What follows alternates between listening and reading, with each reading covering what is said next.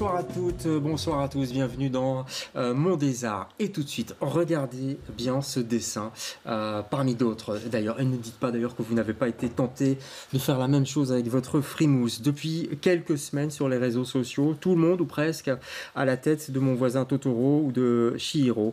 En très peu de temps d'ailleurs, la planète connectée s'est précipitée sur une nouvelle fonctionnalité de chat GPT qui transforme n'importe quelle photo en animé du studio japonais Ghibli. Cela pourrait être très amusant, c'est d'ailleurs un peu amusant, reconnaissons-le, si ce n'est qu'aucune licence n'a été signée par le studio Miyazaki avec la boîte de Sam Altman. C'est ce qu'on appelle quelque part du pillage. Au-delà de l'impact écologique, et c'est d'ailleurs contradictoire puisque les films de Ghibli, c'est des odes à l'environnement, hein. Eh bien, au-delà de tout ça, cette mode récréative pose la question tout de même des droits d'auteur, d'autrice, de la propriété intellectuelle et de leur fragilité. On va en parler ce soir. Une dépossession qui menace tous les artistes d'ailleurs, hein, des arts visuels aux écrivains, aux musiciens, jusqu'aux voix des comédiens, des comédiennes enregistrées et mises à la disposition des machines pour être diffusées à l'infini. On va se pencher sur ce danger qui plane sur les droits d'auteur, d'autrice. Comment le contrer? Y a-t-il une législation qui pourrait être mise en place pour les protéger? Nos responsables politiques belges ou européens ont-ils les moyens de les protéger? Toutes ces questions et beaucoup d'autres vont être abordées. Je ne sais pas si on aura tout le temps, si on aura le temps de tout aborder, parce que c'est un sujet très dense. Robert Silène, tout d'abord. Bonsoir Robert. Bonsoir. On est ravi de vous avoir. Vous êtes directeur juridique de Casterman. Ça consiste en quoi, en 2 mots? Tout à fait. Je gère tout ce qui est au niveau des contrats qu'on passe avec les auteurs, du respect des droits de nos ouvrages, des droits de nos auteurs. Et il y a du boulot avec Internet, boulot. Bien sûr, voilà, c'est ça. En matière de bande dessinée et d'ouvrages jeunesse, effectivement, l'intelligence artificielle est un beau défi. J'ai l'impression, ouais, en plein mouvement en plus. On va en parler de ce mouvement avec vous, Luc de Sonnette Barbero. Bonsoir. Bonsoir. Vous êtes enseignant, chercheur à l'UC Louvain. Dans quel domaine? La propriété intellectuelle. Exactement, ouais. Donc c'est ce qui vous occupe? C'est ce qui m'occupe, oui. Vous êtes enseignant, ça inquiète vos élèves, ça, ou pas? Ça nous inquiète, nous, les enseignants, déjà parce que les étudiants les utilisent également pour nous rendre certains travaux. Pour faire les devoirs, les travaux, les thèses. Ouais. Et puis après, en matière de propriété intellectuelle, c'est un enjeu fondamental sur lequel on travaille depuis déjà maintenant 4-5 années en matière de recherche. Parce qu'on avait senti venir les choses un peu avant que ça se globalise au point où ça en est aujourd'hui. Donc c'est une question qui est fondamentale. Ouais. Et ça va très vite. Est-ce que le législatif suit ou pas? On va essayer de voir ça avec vous aussi, Frédéric Young. Vous êtes délégué général de la SCAM. Vous occupez un petit peu des auteurs, de leurs droits. Plein dedans, hein, pas un petit peu. Hein, et on va voir, vous êtes en train de sortir une charte, je crois qu'elle est sortie d'ailleurs. Exactement, on a élaboré la première charte d'usage éthique des outils d'IA pour le secteur du livre. Ouais. Charte qui vous intéresse très fort, j'imagine. Geoffrey Walters, bonsoir. Bonsoir. Puisque vous êtes délégué général du PILEN. Le PILEN, en 2 mots, rappelez-nous. Le PILEN, c'est la maison commune de la filière du livre. Donc on regroupe toute une série de fédérations professionnelles, des auteurs jusqu'aux bibliothèques, en passant par les éditeurs et les libraires. Donc ça fait du monde intéressé, évidemment, inquiet peut-être aussi. Inquiet, oui. Par rapport à ces questions. Tout à fait. On en reparlera, mais on mène une étude aussi sur l'IA pour voir quels sont les impacts sur tout cet écosystème du livre. Allez, puisque vous parlez du livre, on va y rester. On va même y retourner à la foire du livre. C'était il y a quelques jours. Ma collègue Charlotte Verbrugge avait fait un petit test de chat GPT auprès d'auteurs, vous allez le voir, et d'éditeurs. Regardez, c'est assez révélateur. Au cœur de la foire du livre, on lance le défi à ChatGPT d'écrire le début d'un roman policier. En seulement quelques secondes, apparaît un début d'intrigue. On décide alors d'aller tester le talent de l'IA auprès d'un auteur du genre. Jérémy Claes se prête au jeu. En approchant du stand, il reconnut aussitôt la victime. Il sentit un frisson glacé remonter le long de son échine. L'homme étendu là n'était pas n'importe qui. C'était Alain Vautier, auteur à succès et figure controversée du polar belge. Et il venait littéralement de signer son dernier livre. Vous direz qu'il est écrit par qui, ce texte? Je ne sais pas du tout, j'ai aucune idée. Quelqu'un qui a quand même bossé son texte, c'est pas mal. Le petit truc surprenant, c'est qu'en fait, ça a été écrit par une IA. Ouais. À la catastrophe. Et 2-1 pour ChatGPT. Deuxième test avec Salima Tiamani, autrice de fiction jeunesse. C'est bien écrit. Effectivement, vous m'auriez dit que c'était écrit peut-être par un étudiant en première année, je vous aurais dit oui, il y a quelque chose, il y a du potentiel. Mais pour moi, ça manque un petit peu, comme je vous disais, il manque un petit peu d'émotion, il manque un petit peu de détails. Cette fois, l'IA ne convainc pas tout à fait. Mais après lecture, nos deux auteurs avouent avoir quelques craintes. Nous, on écrira toujours parce que c'est ce qu'on a envie de faire de notre vie et c'est ce qui nous plaît par-dessus tout. Après, effectivement, quand on voit ce genre de texte, c'est assez bluffant. Ce qui me fait peur, moi, c'est que ça amène à un nivellement par le bas de la qualité des textes qui sont recherchés. On décide de prendre la température du côté des éditeurs. Je ne me vois pas me dire au pire on peut se passer de tel ou tel artiste. On travaille dans l'édition parce que, en tout cas moi de mon côté, je travaille dans l'édition parce que j'aime l'art, j'aime la littérature et j'aime les artistes. Salima peut être rassurée, mais notre texte se fait-il repérer? L'entrée un peu brutale dans le classicisme de l'enquête, je pense que quelqu'un qui utilise mal l'IA juste mettrait une chose, ça se voit très très rapidement. Malgré ses 400 millions d'utilisateurs par semaine, ce n'est donc pas demain la veille que ChatGPT aura son stand à la foire du livre. Voilà, ça tente de nous rassurer un petit peu. C'est vrai que c'est pas parfait, on va en parler. Moi j'ai fait le test, je ne sais pas si vous l'avez fait à ChatGPT, donc on parle bien d'IA générative, hein, c'est ça qui nous concerne aujourd'hui. J'ai demandé à ChatGPT, un robot donc, de m'écrire une histoire, une rencontre entre un homme et une femme à la manière de Marguerite Duras. Et c'est bluffant, je vais vous lire un tout petit extrait. Elle fumait, il l'a vue depuis le trottoir, assise seule à la terrasse d'un café vide. Une cigarette entre deux doigts, le coude sur la table, les yeux ailleurs. Il a dit « Il y a du monde ?» Elle a dit non, sans le regarder. Il s'est assis. C'est du pur Marguerite Duras. On est où là, Geoffroy? C'est flippant quand même, non, pour les auteurs? Pour les auteurs, ça fait peur, oui. Ouais. Mais je pense qu'il faut aussi voir parfois le bon côté des choses. Ça peut aussi aider. Il y a un bon côté. Ouais. Il y a toujours un mauvais côté et un bon côté. Heureusement.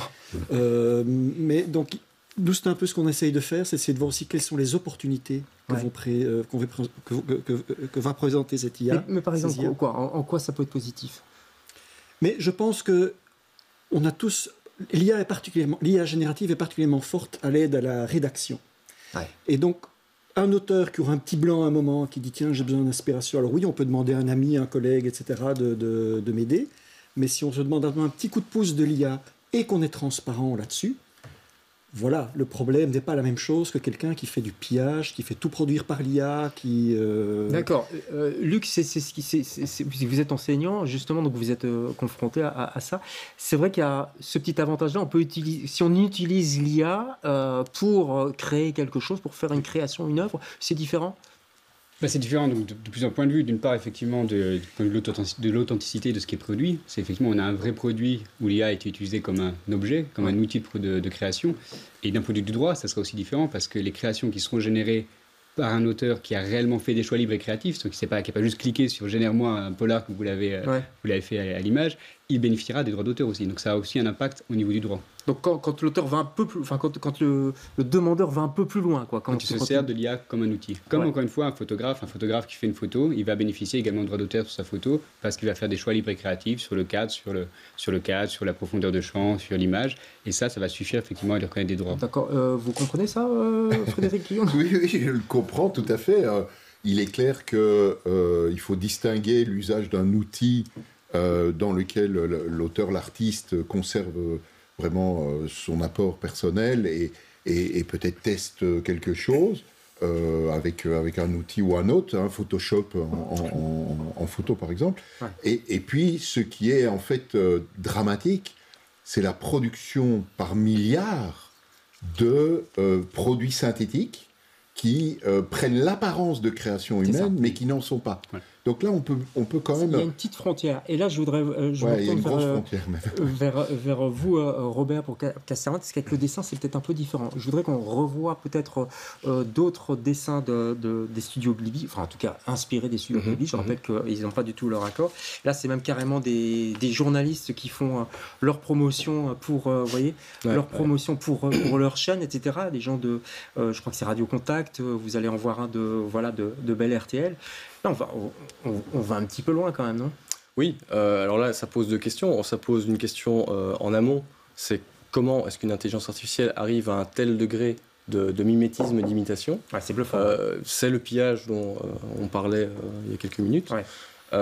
Et c'est un problème aussi au niveau des droits des auteurs qui sont pillés et des éditeurs qui sont pillés. Et puis, il y a ce qu'on appelle l'output, ce qui en ressort, où là, il y a toute la question, est-ce qu'on est dans le style Miyazaki, Ou est-ce qu'on va plus loin? Est-ce qu'on est plutôt du plagiat, dans de la concurrence déloyale, dans du parasitisme, voire dans de la contrefaçon, puisque clairement... Ça peut aller jusque-là, jusque de la contrefaçon? Alors, en droit d'auteur, classiquement, on estime que copier un style n'est pas de la contrefaçon. Ici, pour moi, avec l'intelligence artificielle, quand on arrive à ce degré de mimétisme, on peut se poser la question, on peut se dire, est-ce que l'intelligence artificielle ne rebat pas les cartes? Est-ce qu'on ne serait pas dans la contrefaçon? Parce que, et je termine là-dessus, pour arriver à ce degré de mimétisme, il est fort probable que cette intelligence artificielle, elle ait pillé toute l'œuvre de Miyazaki et uniquement l'œuvre de Miyazaki. Donc on n'est pas dans un courant artistique, un style artistique, on est dans du mimétisme, dans de la copie servile. C'est toute la question, je suppose que les juristes sont sensibles à ça, à l'originalité. C'est quoi l'originalité? Finalement, c'est un peu le contraire de la banalité, parce que là, ça devient banal. Un dessin de Miyazaki, c'est d'abord quelque chose d'original. C'est des choix. En droit, finalement, la définition elle est très large. Il suffit qu'il y ait des choix libres et créatifs qui soient faits. Et la Cour de justice de l'Union européenne, sur ça, elle s'est prononcée. Et même 11 mots alignés peuvent suffire à être considérés comme original. Donc on a une vision finalement très large de ce qui peut être considéré comme original. Donc l'originalité, on va la reconnaître assez vite en droit, ce qui va permettre assez vite à des auteurs de bénéficier de la protection du droit d'auteur. C'est ça quand même l'idée qu'il y a derrière. Donc ça va pas être tant le problème. Le problème, c'est exactement ce qui a été signalé avant, c'est de différencier qu'est-ce qui va relever de la copie et qui va tomber à ce moment-là sous le droit d'auteur, et qu'est-ce qui va relever du style et qui va rester dans le domaine public pour que d'autres puissent s'en inspirer et pouvoir effectivement eux-mêmes créer. Il ne faut pas oublier que chaque fois qu'on crée un droit exclusif, qu'on reconnaît un droit sur quelque chose qui devrait être peut-être dans le domaine public, comme le style, on empêche d'autres créateurs d'utiliser également, pas que les IA. D'accord. Là, par exemple, selon vous, pour OpenAI, devrait payer les studios Ghibli? Il y a deux questions différentes. Il y a effectivement ce qui génère, est-ce que ça tombe effectivement sous le droit d'auteur, lorsqu'on a vu les outputs, donc toutes ces œuvres-là, ça vraisemblablement on va être sur la question qui a été soulevée de savoir est-ce qu'on est dans le style ou est-ce qu'on est vraiment dans la copie. Par contre, il y a eu l'entraînement de l'IA elle-même en amont. Et ça, cet entraînement a été fait sans doute sur les œuvres de Ghibli. Et là, il y aurait en droit européen l'obligation, si Ghibli notamment a fait un opt-out, c'est-à-dire qu'il a refusé qu'on utilise les œuvres sur lesquelles il a le droit, il y aurait l'obligation effectivement d'avoir son accord. Le problème, c'est que les auteurs, et même en littérature aussi, ne pensent pas toujours à ça, évidemment. On ne pense pas à ça quand on crée quelque chose. On ne met pas des précautions comme ça d'usage. C'est-à-dire que le cadre légal européen me semble biaisé. Donc, il est fixé par une directive de 2019 qui a prévu 2 articles qui favorisait en gros la recherche scientifique. L'idée était de favoriser tout ce que ces technologies peuvent promettre d'amélioration dans la vie sociale, dans la vie économique, etc. Mais il n'a pas été du tout prévu que des catalogues entiers d'œuvres soient utilisés, souvent pris illégalement, parce qu'on a quand même les traces d'une appropriation illégale par les grands développeurs d'IA. Donc du pillage, quoi. Donc du pillage, vraiment, du vol. Et le fait que ces algorithmes alors permettent de produire des produits synthétiques qui ont l'apparence de ce que les êtres humains ont fait. Et ça n'a pas été balisé par le droit. Et donc là, ça a été par contre mieux balisé dans l'IA Act, qui est venu un peu plus tard, où on a réaffirmé l'importance de la propriété intellectuelle, du droit d'auteur, pour protéger les créateurs et les créatrices. Non, c'est pas trop tard. Je pense qu'il y a des dégâts qui sont faits. Il y a évidemment des usages, on le voit ici dans ce que vous montrez, mais c'est pas du tout trop tard. Et ça, c'est l'histoire du droit d'auteur. Il y a des pratiques illégales qui se développent. Le droit d'auteur intervient et on remet les gens dans le bon droit. En même temps, on a toujours copié, imité, je veux dire, depuis les grottes de Lascaux, quelque part, on se recopie, et même en musique, je sais pas, Manu Chao, le chanteur, a eu des soucis parce qu'il avait piqué de la musique sud-américaine. Même Gainsbourg s'inspirait de musique classique. Ça se fait, ça, dans la création, Geoffroy, de copier ou de s'inspirer, en tout cas. S'inspirer, mais certainement. Mais c'est là toute la difficulté, je pense, c'est de faire la limite entre ce qui est pillage, comme on l'a très bien expliqué, il faut être intransigeant là-dessus, et puis à côté de ça, la liberté artistique, où on a des auteurs, des créateurs, qui s'approprient des nouveaux outils, et ça c'est tout à fait légitime, ça c'est toujours fait, et quelque part préserver aussi leur liberté de création avec ces nouveaux outils. Mais cette frontière est mouvante, elle est difficile à définir, et d'où aussi l'intérêt, par exemple, de cette charte dont on parlera, qu'on a essayé de mettre sur pied pour essayer aussi de baliser un petit peu cela. Est-ce qu'il faudrait, et je pousse un peu le bouchon, mais est-ce qu'il faudrait protéger les œuvres qui sont créées par des machines? Alors, ça soulève plusieurs aspects. Est-ce qu'il faudrait les protéger pour qu'il y en ait plus qui soient générés? L'idée en général du droit d'auteur, c'est qu'on crée les droits d'auteur pour incentiviser les gens à générer. Voilà, a priori, c'est pas utile. Après, on voit qu'effectivement, ça génère. Ils n'ont pas besoin de ça. Ils n'ont pas besoin de ça. L'autre question qui pourrait se faire, par contre, c'est. Et puis à qui payer, quoi. Ça serait protégé, en revanche, pour que lorsque ces œuvres sont en concurrence avec les œuvres créées par les auteurs, elles soient sur un pied d'égalité. Parce que ce qu'on voit, c'est qu'une œuvre créée par un auteur, du coup, ça peut être fois plus cher de l'utiliser. Donc il y a un argument qui est fait, qui est un peu un argument qui peut être complexe à comprendre, mais qui est de dire, si on crée une forme d'exclusivité sur ces œuvres-là, elles seront également plus difficiles finalement à commercialiser et se diffuseront moins bien. Donc voilà. Mais c'est un argument qui est globalement plutôt rejeté. Et globalement, il y avait ce débat il y a quelques années, aujourd'hui c'est plutôt rejeté. C'est quoi la différence entre, question un peu naïve, mais entre le droit d'auteur et le droit de propriété ? De propriété intellectuelle De propriété intellectuelle, ouais. Propriété intellectuelle est un peu plus large que le droit d'auteur parce qu'on peut y remettre les marques, les brevets, etc. Ouais, voilà, le droit d'auteur est en fait une sous-catégorie des propriétés intellectuelles. D'accord. Ils sont protégés tous les deux, la propriété intellectuelle comme les droits d'auteur. Ah, c'est différent. C'est la propriété intellectuelle, c'est la grande famille. Le droit d'auteur, c'est la partie qui concerne vraiment la création artistique et scientifique. Et puis une marque, par exemple, est protégée, on doit payer pour la protéger, elle doit être renouvelée systématiquement, elle doit être utilisée aussi pour pouvoir être protégée. Un droit d'auteur, qu'on utilise une œuvre ou pas, elle est protégée. Et en termes de responsabilité, est-ce qu'un dessin recopié par une intelligence artificielle est une contrefaçon ? Ça, on a vu que faut nuancer un petit peu, mais qui est responsable ? Est-ce que c'est l'IA ? C'est quelque chose qui n'existe pas vraiment. Est-ce que c'est celui qui a commandé ce dessin à l'IA ou est-ce que c'est celui qui le diffuse ? Dans l'hypothèse où il y aurait une contrefaçon. Oui, bien sûr. L'IA, elle serait responsable, encore une fois, au niveau de l'entraînement. C'est-à-dire qu'ils ont entraîné l'IA en pillant finalement des œuvres sans l'autorisation des auteurs. Donc là, il y aurait une responsabilité qui pourrait être trouvée. Après, ce qui s'explique tout, c'est que les œuvres qu'on génère, c'est ce qu'ils mettent dans leurs conditions d'utilisation, on est responsable pour ce qu'on génère et ce qu'on en fait. La création privée, en général, lorsque ça reste soit dans un cadre complètement privé, ça pose pas de problème. Lorsque les gens commencent à diffuser massivement, je pense que du coup, chez Casterman, si on crée effectivement des fausses BD de Tintin et qu'on les garde, qu'on les vend sous le couvert, là, il n'y aura pas de souci. Dès qu'on rentre, par exemple, dans le cadre commercial, là, ça vous pose beaucoup plus de problèmes. C'est ça, il y a une diffusion publique et donc une reproduction publique. Et là, il y a un souci. Donc techniquement, effectivement, les personnes qui, ces derniers jours, ont modifié leur photo de vacances pour avoir le portrait en Ghibli. Sinon, diffusé dans le cercle de la famille, il n'y a pas de souci, c'est une utilisation à titre privé. On sait bien que si c'est sur Facebook, c'est... Voilà, là, en théorie... Une grande famille. Voilà, c'est une grande famille. Non, mais je veux dire, on peut dire, je vais l'envoyer à ma tantine, mais la tante, elle va se dire, mais c'est mignon, le petit est trop mignon, on va le diffuser. Ce qui est vraiment important, c'est de comprendre que quand on parle de l'IA, c'est un peu un raccourci très rapide. Parce qu'en fait, il y a toute une série d'activités. La première activité, c'est de faire des bases de données sur lesquelles on va entraîner des algorithmes. La deuxième activité, c'est créer ces algorithmes en utilisant des bases de données, et puis de commercialiser ces algorithmes.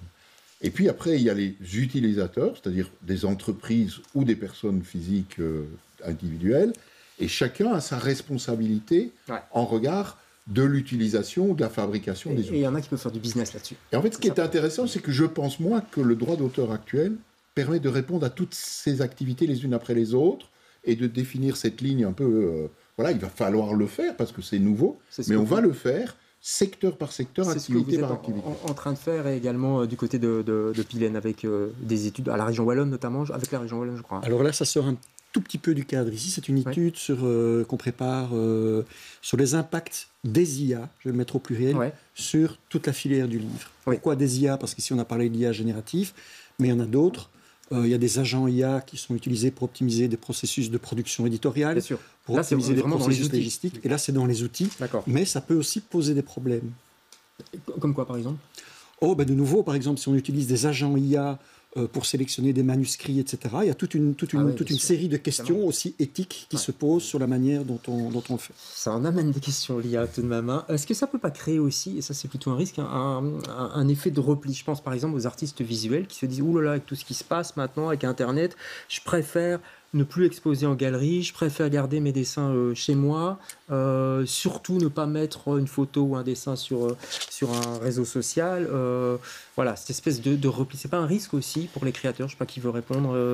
En tout cas, la législation européenne fait que si vous ne prenez pas de précautions et que vous mettez publiquement vos dessins, poèmes, films en ligne, je ne parle même pas des conditions d'utilisation des grands réseaux sociaux, mais simplement le fait de mettre ça sur votre blog ou sur votre site internet, vous donnez une sorte d'autorisation d'utilisation à tout tiers. sauf si vous mettez justement des restrictions à l'utilisation. Et particulièrement pour l'usage de l'intelligence artificielle. Sur ça, ce qui est compliqué pour les auteurs, c'est que c'est cette opt-out qu'il faut exprimer. En plus, il faut l'exprimer d'une façon qui n'est pas juste du texte que vous allez mettre dans vos conditions d'utilisation, il faut l'exprimer dans une forme qui est lisible par ces machines. Donc c'est des fichiers TXT qu'il faut créer, donc c'est pas simple non plus à réaliser pour un auteur qui juste crée une image, veut juste la protéger. C'est pas simple, mais on n'est qu'au début, les gens vont peut-être... Ça va peut-être venir, mais actuellement ça fait partie des problématiques qu'il y a. Alors il n'y a pas que l'IA qui est une menace évidemment pour les artistes, c'est le phénomène des nurshi, je ne sais pas si vous connaissez, vous à mon avis, vous connaissez notamment Nurshibald, qui doit être un de vos ennemis. Nurshi, c'est chineur en verlan. Sont des communautés d'internautes plutôt francophones. Il y a quand même plus d'1 million de membres en France, plus de 200 groupes. Ce sont des comptes privés, parodiques, qui payent aucun droit, évidemment, dont les principales victimes sont dans la BD, notamment Martine. On va voir un Martine. Voilà, Martine, je ne vais pas répéter le titre, mais vous le voyez. Ça, c'est quelque chose qui vous désole chez Casterman. Qu'est-ce qu'on peut faire par rapport à ça? Ça, c'est le détournement des couvertures Martine, ça remonte à, je pense, à une quinzaine d'années. Ça vous fait rire un peu quand même ou pas, franchement, chez Casterman? Il y en a objectivement qui sont intelligents, d'autres qui le sont moins. Voilà. Non. Il y a Frédéric qui rigole quand même. Ce qui nous dérange c'est le choix du monde des arts. Non, allez-y. Ce qui nous dérange le plus avec ce type de couverture, c'est quand on arrive sur le tableau politique ou voilà, ce genre de détournement. On va voir des détournements plus, on va dire, il y a d'abord un détournement. C'est façon Hopper. Façon Hopper, oui. C'est encore sympa, mais c'est vrai qu'il y en a beaucoup. Mais on va voir tout de suite des détournements plus politiques et notamment aiguillés un peu par l'extrême droite. Celle-là a circulé beaucoup. Ça fait des dommages à la maison Casterman, de Gilles Moreau. Ça fait des dommages en matière d'image, de droit moral, effectivement. Alors, nous, on a justement actuellement un procès en cours avec la revue d'extrême droite Rivarol. En France, en l'occurrence devant la juridiction belge du coup, parce que Rivarol a détourné une couverture Martine en l'intitulant Martine lit Rivarol. Donc il y a même aucun esprit comique, il n'y a même pas de comique derrière ça. C'est plutôt une espèce de pub détournée en utilisant la notoriété de Martine. Et pas de chance pour Rivarol, il se fait que lors d'une émission de la Star Academy, une des danseuses avait le Rivarol en main. Et donc ça fait un petit buzz sur internet, tout le monde a vu ce visuel de Martine lit Rivarol, ce qui évidemment ne nous a pas fait du tout rire. Donc voilà, on attaque maintenant Rivarol devant la justice belge. Tant que je vous ai sous la main, par rapport à Moulinsart, ça s'appelle plus Moulinsart. Tintin Imagination, depuis quelques années. Les droits d'auteur pour les Tintins qui sortent, qui sont vendus, ça va chez eux ou les albums c'est chez vous? C'est toujours chez Casterman? Alors la distinction des droits, effectivement, la publication des albums sur support papier, c'est chez nous, chez Casterman. Ce qui est produit dérivé, reproduction de vignettes ou exploitation numérique, donc édition numérique, là on est effectivement chez Tintin Imagination, tout à fait. D'accord. Et alors aux États-Unis, Tintin au pays des soviets et dans le domaine public, c'est ça? Alors il y a plusieurs interprétations. Une des interprétations, c'est qu'effectivement le premier album, et uniquement le premier album, donc Tintin au pays des soviets, serait dans le domaine public aux États-unis. Mais c'est à cause des années, c'est ça en fait. C'est ça, on part au niveau des années, effectivement, après la première publication, effectivement. D'accord. Très rapidement, il faut conclure, malheureusement ça passe très vite, il y a plein de choses à dire. Ça avance bien, les démarches, le politique en Belgique s'intéresse, la Fédération Wallonie-Bruxelles s'intéresse à ces questions. Alors on est ravis de voir la ministre, présidente, ministre de la Culture venir mettre en... Elisabeth de Gries. Elisabeth de Gries, oui, présenter la charte éthique que nous avons élaborée au Parlement de la Fédération. Vous sentez soutenu? Donc ça, je pense que maintenant, il faut vraiment convaincre de la nécessité d'aller plus loin dans les régulations qui n'ont pas été élaborées en ayant toutes les informations nécessaires en 2017-2018. Il faut que le politique s'empare du problème. Oui, et l'entrée en vigueur de l'AI Act, là, il est en train effectivement de rentrer en puissance avec notamment le bureau IA qui est en train de se mettre en place avec des obligations de transparence, va peut-être également apporter des solutions. Je peux juste dire un mot là-dessus. Il y a un code de conduite que normalement la Commission européenne doit piloter. On est hyper déçus parce qu'elle a pris vraiment, la Commission européenne, le parti des développeurs d'IA et non pas le parti des auteurs, des artistes, des éditeurs. Et donc là, il y a vraiment une levée de bouclier unanime de tout le monde artistique et culturel pour dire à la Commission européenne, ça ne va pas. Reporters sans frontières a même quitté la table de négociation, déçu par effectivement l'espèce de volte-face que l'Europe a faites sur la question de la transparence. Ouais. Donc la conscientisation des politiques reste à faire. Il y a encore du chemin, et notamment du côté des auteurs aussi. J'espère que tout ça va quand même les rassurer, parce que c'est vrai que ça bouge très très vite. Hein. On va terminer cette émission avec un petit clin d'œil quand même. Allez, moi je me laisse aller, un détournement d'une IA en forme de clin d'œil. Vous voyez, c'est autour c'est la nouvelle mode. Hein. C'est autour des frères Dardenne qui viennent d'être sélectionnés, et on les félicite pour le Festival de Cannes avec le film Jeune Mère. On espère qu'ils iront loin. Ils ont déjà la palme là. Oui, elle est déjà là, mais ils en avaient déjà deux. Allez, merci à tous les quatre, c'était vraiment passionnant. On espère que tout ça avancera dans le bon sens. Et nous, on se retrouve jeudi prochain pour un autre Monde des Arts. Bonsoir.